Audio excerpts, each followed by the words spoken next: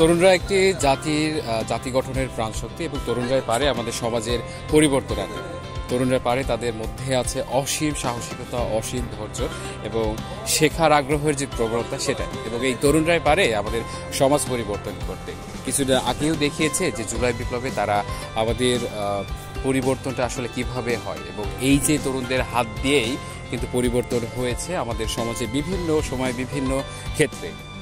আমরা আজকে এই মুহূর্তে অবস্থান করছি সাভারের গণস্বাস্থ্য কেন্দ্র পিএইচ ভবনে। এখানে হচ্ছে দ্য ইউথ এন্ডিং হাঙ্গার বাংলাদেশের আয়োজনে অষ্টাদশ জাতীয় যুব সম্মেলন 2025, এবং এখানে পুরো বাংলাদেশের বিভিন্ন জেলা থেকে এসেছে, এবং দ্য হাঙ্গার প্রজেক্ট বাংলাদেশ যেটা আছে এদের আয়োজনে কার্যক্রম পরিচালিত আছে প্রায় 54টা জেলায়। সেখান থেকে প্রতিটা জেলা থেকে প্রতিটা ইউনিটের ইউথরা এসেছে এখানে, এবং এখানে প্রায় একগুচ্ছ বাংলাদেশ একত্রিত হয়েছে একই ছাদনা তলায়। এবং এখানে তাদের যে কার্যক্রমগুলো আছে সেই কার্যক্রমগুলো তুলে ধরছে, তারা বিগত বছরে যে কাজ করেছে এবং কাজ করার যে আসলে অনুপ্রেরণামূলক যেসব গল্প আছে, তাদের মনের ভাবের যে ইচ্ছাটা আছে সেই সবগুলোই আমরা শুনেছি। এবং আমরা যদি ভিতরের দিকে লক্ষ্য করি, সেখানে দেখা যাচ্ছে যে অনেকগুলো অঞ্চল ভেদে স্টল করেছে, অর্থাৎ 10টা অঞ্চল আছে, সেই 10টা অঞ্চলকে ভাগ করেছে পুরো বাংলাদেশকে, যাতে কার্যক্রম সহজ হয়, এবং সহজ করার জন্য এই অঞ্চলগুলোকে ভেদাভেদ আছে। এখান থেকে তাদের কার্যক্রমগুলো আছে, সেই কার্যক্রমগুলো আমরা যদি ভিতরে যাই তাহলে দেখতে পারবো যে তাদের বিগত বছরগুলোতে আসলে কি ধরনের কোন ধরনের কাজগুলো করেছে সেগুলোই। চলুক।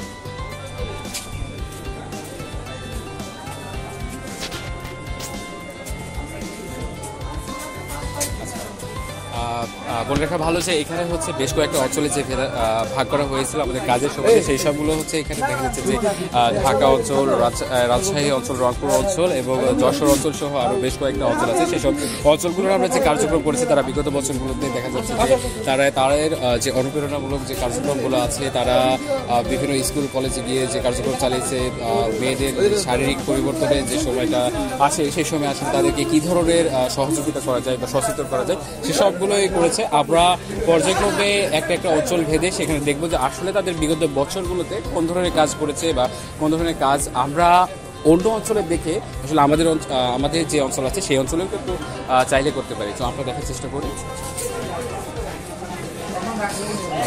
আমরা আজকে এখন হচ্ছে ঢাকা অঞ্চলে আমরা সবাই জানি যে ঢাকায় রাজধানী, এবং রাজধানী এই অঞ্চল ভেদে হচ্ছে অনেক কার্যক্রম হয়, এবং সেখান থেকে যদি আমরা দেখি যে তাদের স্টলটা বা তাদের যে বুথ আছে সেটা আসলে কীভাবে সাজিয়েছে, বা আরও যে কার্যক্রমগুলো আছে, অর্থাৎ একটা অঞ্চলে যে শুধু আপনার একটা জেলাকে কেন্দ্র করে তৈরি হয়েছে তা কিন্তু তাই। এখানে দেখা যাচ্ছে যে অনেক ধরনের লেখা আছে, দেয়া লেখা করেছে।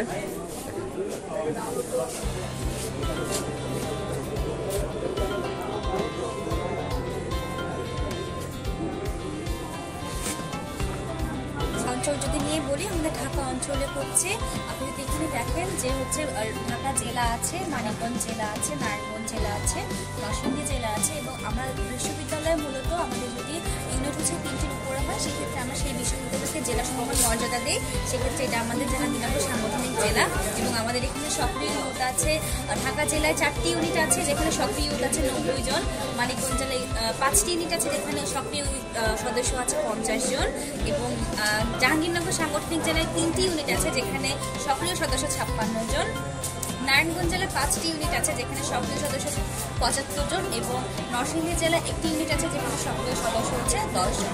আর আমরা মূলত হচ্ছে সামাজিক সম্প্রীতি, গুড গভর্নেন্স এবং আমাদের ইউথদের হচ্ছে নিজেদের বিকাশে, নিজেদের আশেপাশে যে ধরনের স্কিল ডেভেলপমেন্ট নিয়েও কাজ করি। এছাড়া হচ্ছে আমরা আমাদের ইউথদের হচ্ছে ক্লাইমেটের উপরেও কাজ করছে, বিভিন্ন বৃক্ষরোপণ কর্মসূচি, বিভিন্ন কর্মশালা ইত্যাদি নিয়ে কাজ চলছে আমাদের অঞ্চলে। আমরা এবার অন্যান্য অঞ্চলগুলো দেখে চেষ্টা করব।